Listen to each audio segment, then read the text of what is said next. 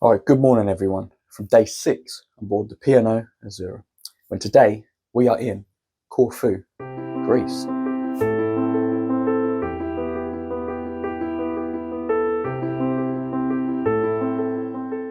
A perfect harmony of flavours for breakfast this morning from the buffet, before heading outside to check out our Greek port of call. The island of Corfu has a population of 102,000, covering an area of 585 square kilometres. You can expect to experience a rich cultural heritage influenced by various civilizations, such as the Greeks, Romans, Byzantines, Venetians, French and British, as well as having connections to Greek mythology, namely Poseidon. But this isn't the History Channel, so let's get exploring our last port of call. We'll be seeing a new fortress, walking into the old town, visiting an art museum, and seeing a fortress that was built in the 15th century. Once leaving the ship, there was a shuttle service to take you from the berth to the terminal. However, I opted to walk this distance as it wasn't very far, but the service is there should you need it. Once through the terminal, it was a short walk to exit the port area, where you'll find signs for the town and the old town. We are going to be heading to the old town, which takes 20 to 30 minutes by foot. The first place we come across is the new fortress on our right hand side. This was built between the years of 1576 and 1645 and was actually partially destroyed during the Second World War. Interestingly, in order to find the building materials needed to build this fortress, more than 2,000 buildings had to be demolished, which were mostly houses and churches.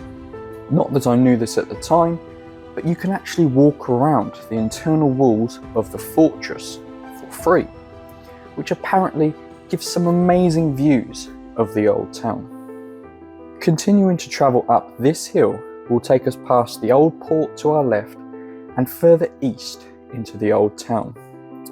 Please beware that the path at some points is very small and can be difficult to navigate when it's busy. It doesn't take long until we arrive at Faliraki, providing excellent views of the old fortress, so you know that we're heading the right way. Walking down the path here, and please beware of the cars that also use this path, you will pass through St. Nicholas Gate that was built by the Venetians. And well, what do we have here? Ladies and gentlemen, the perfect beach. A bit small, but size isn't everything, as my ex-girlfriends have reassured me. It's a bit pebbly, but some crystal clear waters can be enjoyed here. It was then when I noticed the Star Pride heading into port. I bet they were terrified of this pirate ship. If you're interested, this pirate ship does mini cruises around the coastline of Corfu town that last around 75 minutes. Just by the perfect beach, you will also find a restaurant and a bar, and well, this bird as well, that I'm going to call Geoff. Remember guys, to like this video for Geoff. Walking further past this area will take us further into the old town, which is a beautiful looking area. This is also where you will find the Palace of St. Michael and St. George, built between 1819 and 1824 by the British. Today, the palace operates as the Museum of Asian Art, showing more than 11,000 objects from the Chinese, Korean, Indian and Japanese cultures. Here is a brief look at the kind of things you will find inside.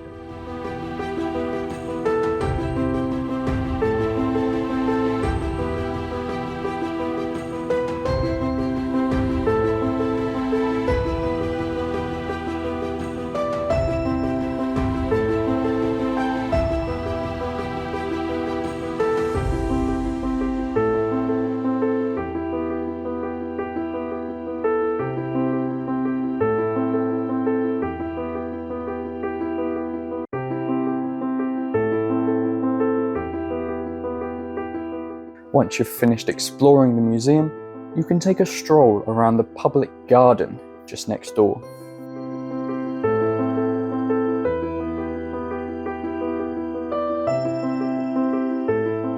And from here, you can see a view of Faliraki to give you an idea of the distance.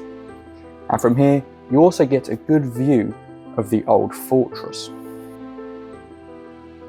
In front of the entrance to the old fortress, you will find Spianada Square, if that's how you pronounce it, which is a large square filled with trees and plants, as well as some statues and places to sit. And then we reach the old fortress, built in the 15th century. It features some points of interest within, both from Venetian and British origin.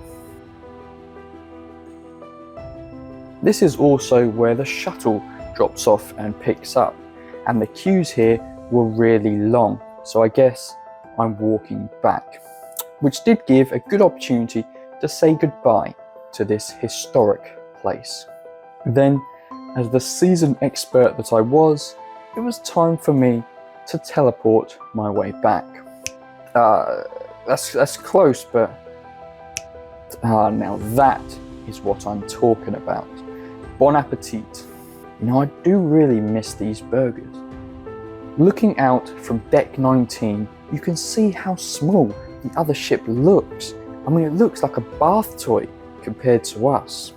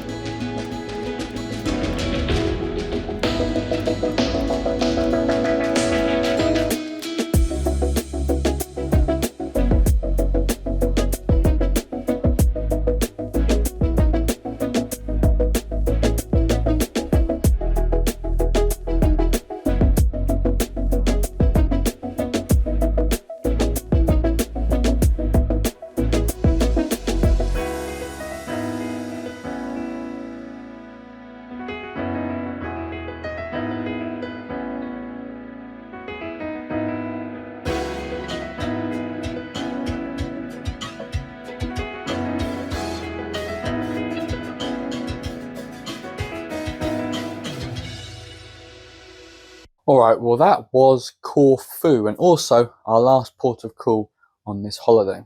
But don't be too upset, because we do have a full day at sea to enjoy tomorrow. Now, of course, tonight is black tie night, so I guess I better get changed into something a bit... Oh, I've got it sorted. Who are you? Well, I'm you from the future, aren't I? Duh. Speaking of which, I don't really need you, so, bye. Oh no, wait, don't press that, no! And there we go, now that's all sorted. Let's go on formal celebration, whatever night this is. Let's go.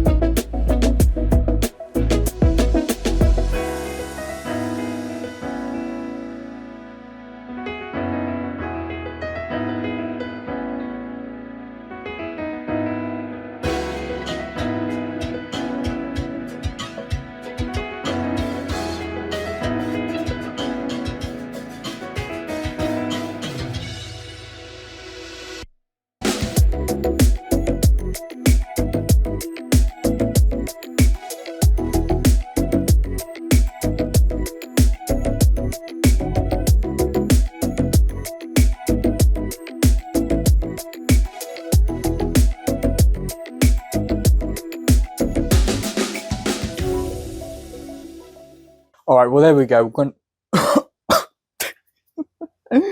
Damn it.